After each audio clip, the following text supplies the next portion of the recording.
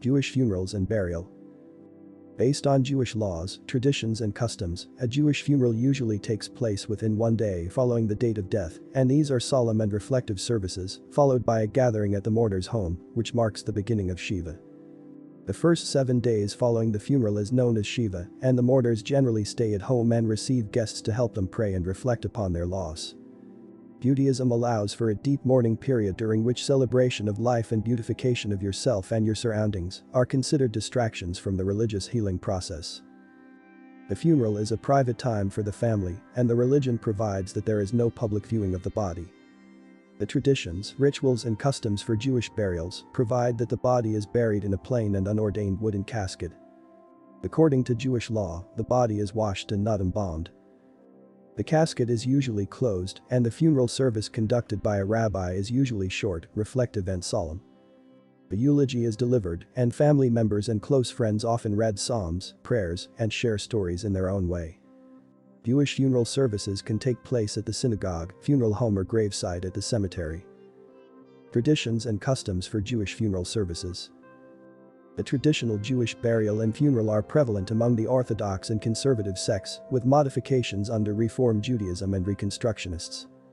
The Jewish funeral service generally incorporates many rituals and customs that are set forth in the Torah, according to Jewish law.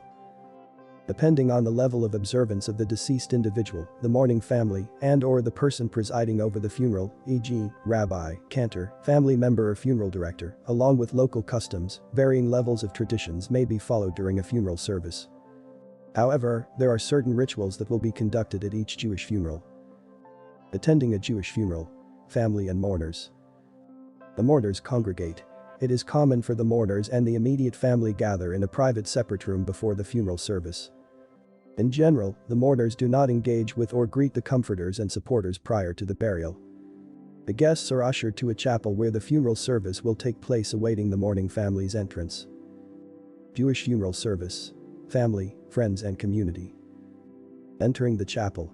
After all of the extended family, friends, comforters and supporters are in their seats, there is a mourners procession where the family enters and is seated. The first row, and second if needed, of seating is often reserved for the mourners and family. Initial remarks and prayers. In general, a Jewish funeral service opens with a reading or singing of poems and psalms. The funeral service is a compilation of select psalms deemed appropriate to the life of the deceased. Most commonly, Psalm 23 is recited.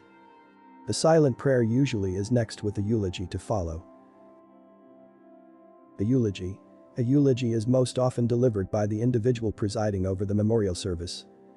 The messages and history shared is compiled by meeting with the family and/or a direct relationship held with the deceased. In many instances, family members and others also prepare and share memories about their loved ones, telling personal stories. The words of a eulogy are intended to honor and commemorate loved ones, begin to comfort mourners, and establish a legacy for future generations. Eulogy in Hebrew is hesped. Mourning family exiting the chapel. Following the eulogy and concluding prayers, generally the El Malay Rachimim is recited, and then the family leaves the chapel, returning to the private room to await the procession to the cemetery. Funeral procession to the cemetery.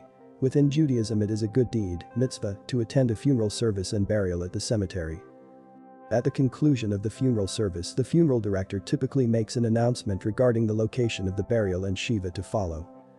If attending the burial, it is customary to drive in a procession to the cemetery. Reciting prayers and lowering the casket. The duration of time spent at the cemetery is generally brief. After the casket arrives to the grave, it is set on a device that holds it in place for either prayers to be recited or immediate lowering. The order of whether prayers are recited or the casket is lowered may vary depending on a number of factors, including local traditions, family preferences, and/or the rabbi, cantor or individual presiding over the ceremony's direction.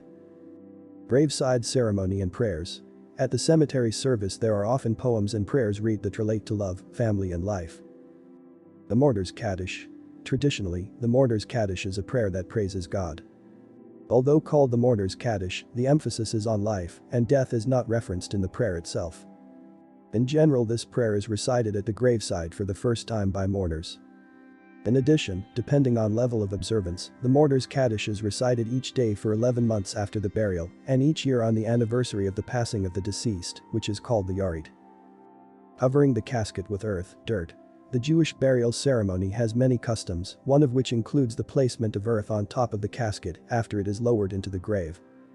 Upon the conclusion of the burial service, the mourners and attendees at the cemetery help to place earth, dirt, into the grave on top of and around the casket, either with the front or back side of a shovel.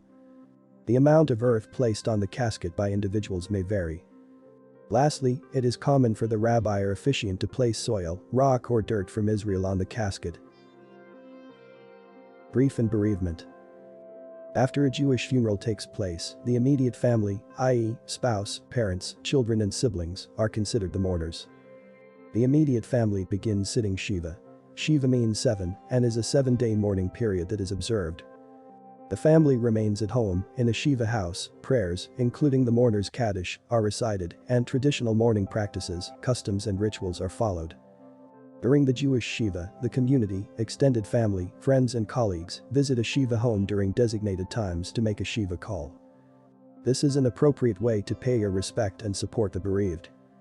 The bereaved, i.e., immediate family who are mourners, continue the traditional mourning period beyond the 7-day Shiva and observe certain traditions for 30 days and up to a full year after the death of a Jewish family member.